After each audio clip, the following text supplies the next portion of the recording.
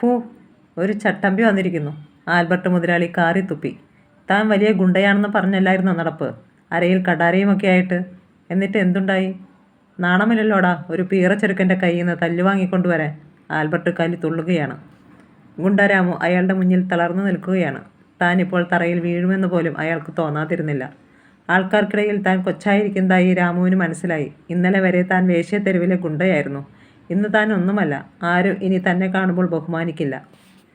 എന്താടാ കൊശവ ഒന്നും മിണ്ടാത്തത്? നിന്റെ നാവിറങ്ങിപ്പോയോ? മുതലാളി, അവനെ ഞാൻ കൊല്ലും. എന്നിട്ട് അവളെ മുതലാളിയുടെ മുന്നിലെത്തിക്കും, തീർച്ച. ഓ, നീ പുളുത്തു. നഷ്ടപ്പെട്ട എൻ്റെ അഭിമാനം തിരിച്ചെടുക്കേണ്ടത് ആവശ്യമാണ്. അതിനായി ഞാൻ എന്തും ചെയ്യും. മുതലാളി നോക്കിക്കോ. രാമു വേച്ചു പോകുന്ന കാലടികളോടെ അവിടെ നിന്നും പോയി. അയാളുടെ രക്തം തിളയ്ക്കുകയായിരുന്നു. അവനെ ഒരു പാഠം പഠിപ്പിക്കണം. ആ വരത്തനെ. രാമു ചെന്നെത്തിയത് നല്ല ഒരു തിരുമുകാരൻ വൈദ്യൻ്റെ അടുത്താണ്. ചൂടുവെള്ളത്തിൽ ഒന്ന് കുളിച്ചപ്പോൾ അല്പം ആശ്വാസം തോന്നി ശിവന്. കൈകാലുകളിലെ സന്ധിബന്ധങ്ങൾ അറ്റുപോകുന്ന വേദന. ചൈതന്യ കടുങ്കാപ്പി തിളപ്പിച്ച് അവന് കൊടുത്തു. അത്താഴത്തിന് സാധനം വാങ്ങണ്ടേ? അവൻ തിരക്കി. പണം രാമുവിൻ്റെ കയ്യിൽ നിന്നെടുത്തത്. അത്തരം പണം നമുക്ക് വേണ്ട ചേട്ടാ, പട്ടിണി കിടന്നാലും. അത് നമ്മുടെ പണം തന്നെയാണ് മോളെ. എത്ര രൂപയാ അവൻ നമ്മളെ ഭീഷണിപ്പെടുത്തി കളിപ്പിച്ചെടുത്തത്? പിന്നെ ചൈതന്യം ഒന്നും പറഞ്ഞില്ല. ആ പണം മുടക്കി സാധനങ്ങൾ വാങ്ങി. ഇതേ സമയം തെരുവിലെ പ്രധാന ചർച്ചാ വിഷയം ശിവൻ തന്നെയായിരുന്നു. അവൻ ഉശിരുള്ള പയ്യനാ. രാമുവിൻ്റെ കളിയൊന്നും ഇനി ഇവിടെ നടക്കത്തില്ല. എന്നാലും രാമു മൂർഖനാ. നോവിച്ചുവിട്ട അവൻ തിരിച്ചു കൊത്താതിരിക്കില്ല. ഒരു രാമുവിനെ മാത്രം അടിച്ചത് കൊണ്ടെന്താ? അയാൾ മജീദ് ദാദയുടെ ആളാണെന്ന് പറഞ്ഞല്ലേ നടക്കുന്നത്. ഇതറിഞ്ഞാൽ ദാദ ചുമ്മാതിരിക്കുമോ? ദാദയുടെ ആളാണെന്ന് പറയുന്നത് വെറും തട്ടിപ്പാ. അവൻ ദാദയ്ക്ക് ചുങ്കം കൊടുക്കുന്നുണ്ട്. മറ്റാരും അറിയാതെ ദാദയുടെ അടുത്ത് കൊണ്ടുപോയി കൊടുക്കുകയാണ് പോലും. എന്തായാലും ഇനി ഇവിടെ ചിലത് നടക്കുന്ന ലക്ഷണമാണ്. എന്നാലും ആ പാവം ശിവൻ്റെ മരണം കാണേണ്ടി വരുമല്ലോ എന്ന് ഓർക്കുമ്പോൾ ഒരു സങ്കടം. അങ്ങനെ ആളുകളുടെ അഭിപ്രായ പ്രകടനങ്ങൾ നീണ്ടുപോയി. ചൈതന്യ അത്താഴം ശരിയാക്കിയപ്പോഴേക്കും ശിവൻ്റെ ശരീരവേദന കൂടി തുടങ്ങിയിരുന്നു. അവൾ ചൂടുവെള്ളത്തിൽ തുണിമുക്കി ആവി പിടിച്ചു. ഈ സമയം വാതിലിൽ ആരോ തട്ടി. ചൈതന്യേ, ഒരു സ്ത്രീസ്വരം. അവൾ വാതിൽ തുറന്നു. മുന്നിൽ കമല. അവർ അകത്തേക്ക് കയറി. ശിവനെ നോക്കി. നല്ല വേദനയുണ്ട് അല്ലേ? അവൻ തലയനക്കി. അവൾ ഒരു കുപ്പി ചൈതന്യയെ ഏൽപ്പിച്ചു. വേദനയ്ക്ക് പറ്റിയ കുഴമ്പാണ്. പുരട്ടി തടവിയാൽ മതി. അവളത് വാങ്ങി. നാളെ കാണാം ചുണക്കുട്ട. കമല പോയി. ഈ സ്ത്രീയെ മനസ്സിലാക്കാൻ കഴിയുന്നില്ലല്ലോ. ചൈതന്യ പിറുപിറുത്തു. വേദനയ്ക്ക് ആ കുഴമ്പ് വളരെ നല്ലതായിരുന്നു. അത് പുരട്ടി 1 മണിക്കൂറോളം കഴിഞ്ഞപ്പോൾ ശിവന് ആശ്വാസം തോന്നി തുടങ്ങി. അവൻ ചൈതന്യയുടെ മടിയിൽ തലവച്ച് കിടന്നു. അവൾ അവൻ്റെ മുടിയിഴകളിൽ മെല്ലെ തലോടി. നേരം നന്നേ പുലർന്നു കഴിഞ്ഞാണ് ഇരുവരും എണീറ്റത്. ശിവൻ്റെ ശരീരവേദന ഇത്തിരി കുറവുണ്ടായിരുന്നു. അവൻ കുടവുമായി താഴെ പൈപ്പിനടുത്തേക്ക് പോയി. ആൾക്കാർ അവനെ ആരാധനയോടുകൂടി നോക്കി. പതിവ് പോലെ വെള്ളം പിടിക്കുവാൻ അവൻ ക്യൂവിൽ നിൽക്കാൻ ഭാവിച്ചു. എന്നാൽ മറ്റുള്ളവർ അത് അനുവദിച്ചില്ല. ശിവണ്ണം വെള്ളം എടുത്തോളൂ. അപ്പോഴേക്കും ഒരാൾ ശിവൻ്റെ കുടവ് എടുത്തുകൊണ്ട് പോയി. അയാൾ തന്നെ അതിൽ വെള്ളം പിടിച്ച് അവൻ്റെ അരികിലെത്തിച്ചു കൊടുത്തു. ശിവൻ വല്ലാതെയായി. ഈ തെരുവിലെ മറ്റൊരു ഗുണ്ടയായാണോ ഇവർ തന്നെ കാണുന്നത്? ഒന്നും പറയാതെ അവൻ കുടവുമായി മടങ്ങി. ശിവൻ ആ സംഭവം ചൈതന്യയോട് പറഞ്ഞു. ഒരു കണക്കിൽ പറഞ്ഞാൽ ശിവൻ ഈ തെരുവുകാരെ രക്ഷിക്കുകയാണ് ചെയ്തത്.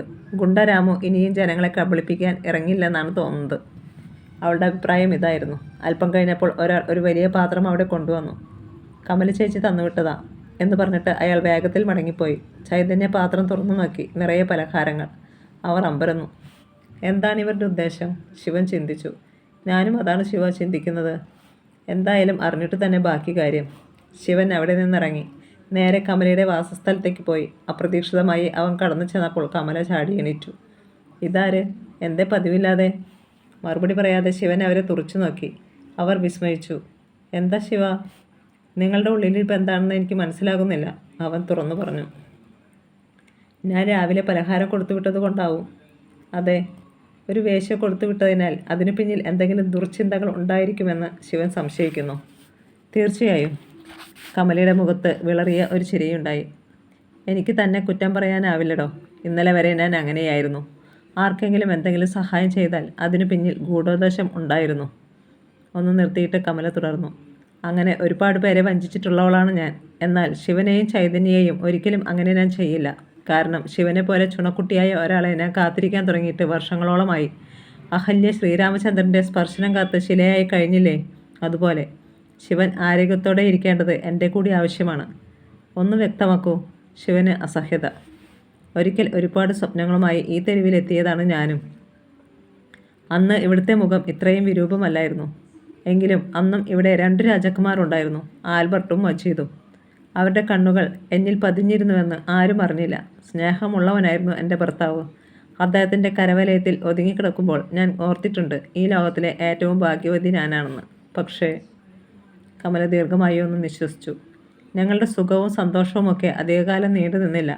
ആൽബർട്ടിൻ്റെ ആൾക്കാർ എൻ്റെ ഭർത്താവിനെ ഒരു തെരുവ് പട്ടിയെപ്പോലെ തല്ലിക്കൊന്നു. പിന്നെ എന്നെ മതിയാവോളം ഉപയോഗിച്ചു. ദിവസങ്ങളോളം ഒരേ മുറിയിൽ തന്നെ അടച്ചിട്ടായിരുന്നു അത്.